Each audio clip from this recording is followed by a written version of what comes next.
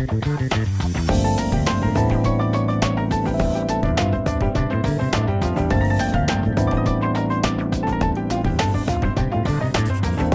алейкум, урметли серджилеры! Добрый день, дорогие друзья! Я рада приветствовать зрителей проекта Элифбе в этот снежный и очень волшебный день. В сегодняшнем выпуске поговорим о снежинках и снежном дне.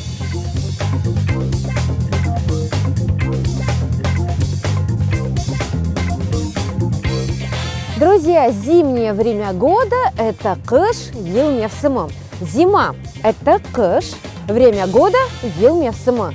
Зима холодная, но волшебная. Кыш субук, ама тылсымлы.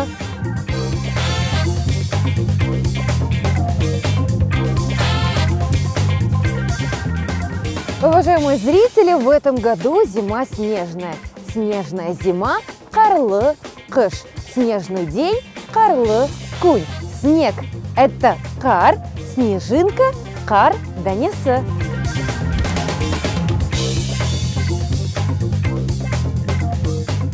Друзья, в таких холодные, но в то же время снежные и волшебные дни окутайте себя уютом. До встречи в следующем выпуске Элифбе. Корушкенджи!